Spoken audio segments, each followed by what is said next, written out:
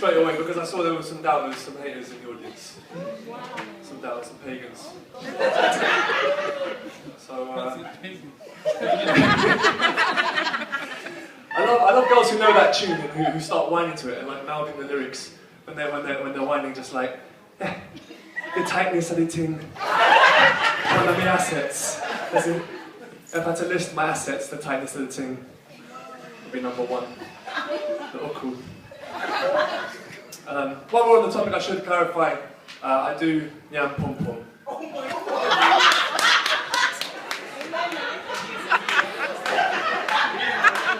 I nyam it off,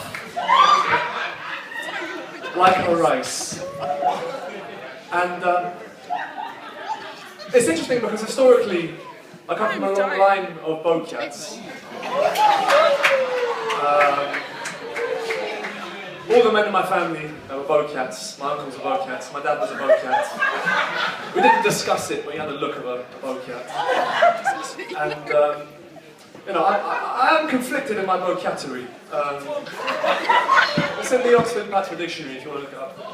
Bobcattery. And because I listen to bashment music, and if you listen closely to bashment lyrics, bashment artists by and large advise against bowing down and yamming the wrong meat.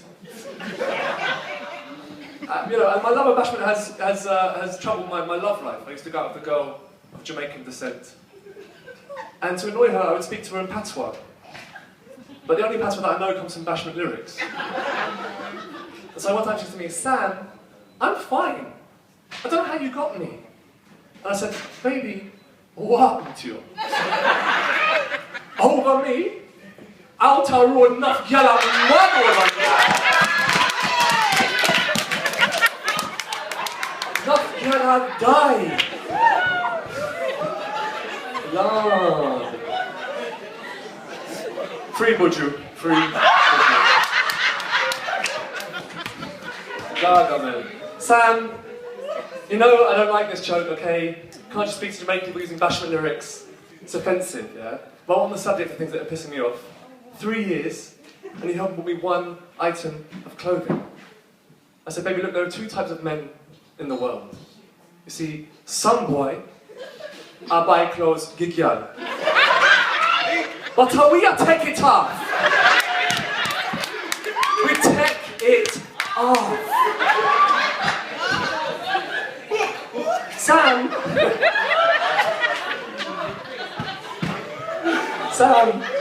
I don't even know these songs, okay? And let me tell you something, if a Jamaican man hears you putting this crap, you're going to be in trouble." And I said, "Wallah. Hear me, Arsenal. They can't bud me up. Hear me, Arsenal. They can't rough me up." Free vibes, free word boss. It was a tough year for bashment artists, honestly. Tough time. But yeah, no, you know, bashment has gotten me into sticky situations. I remember at Carnival a few years ago. I was the lone white guy dancing to bashment, and a group of girls had gathered behind me to imitate my dancing, and every time I turned back they froze as if you know, they weren't doing anything. And I knew that, you know, the inner bad man, the internal bad man knew that I had to dominate this situation. And I knew that what I had to do basically was to dagger these girls. Because they'd assumed that I wasn't a daggering type and had strayed into the daggering zone. So I snagged them and fiercely daggered them. Oh God! This is a Disney comedy, it's family-friendly comedy. But you can't listen to too much. You can't listen to too much bashment, and the way you can tell is if you start taking advice from bashment artists about your love life, and you start having sex like a bashment artist. And what happens is your girl will be having sex with you. You're like that big boy, and you'll be like, "Yeah, but when you squeeze it, squeeze off the big thing, take it, take body girl, take anaconda, take the patrol." "Sam, what's come over you? You're like a beast." "Man, a bedroom bully, boy, murder." I've never done that. I've never done that. It's a safe zone. I like rhyme music as well. I like rhyme music. My favourite thing about grime is when grime MCs call out the names of their friends who are in prison to appeal to have them released.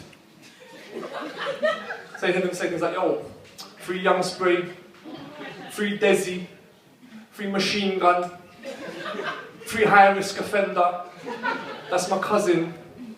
As if the Home Office are downloading videos from Grime Daily to make their release decisions on the basis of a list of increasingly dangerous sounding nicknames. And the other day I actually heard someone say, yo, on a real though, and that's when I knew he was being serious. Free my brother Warlord, as if all the people beforehand were irrelevant, and Warlord was his soldier. I also like garage. Makes noise if you like garage music. Old school garage. Best thing about garage is the garage MC voice, you might remember. London Insider. We don't want the trouble. We don't want the fuss and fider. Fider. And it was a simple time garage, if you remember. You didn't have to impress with complicated lyrics. But basically, if you had key stage 2 mathematics, we could win an audience over. 2 multiplied by 10 plus 1. GCSE retake soon done. I've never been one of the cool guys at garage raves I used to go. I remember when I was about 16 years old, I went to a garage rave, and the MC said, "Make some noise if you like cocaine." I was 16, I'd never done cocaine, but I thought it sounded cool. Obviously a cokehead.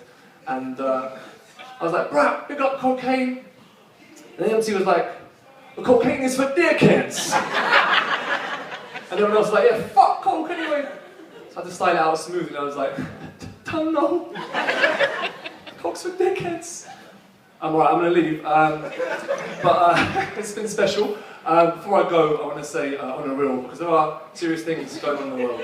On a real, free my brother genocide, HMP, never forgotten. Thank you all very much. My name is Sam Hastings.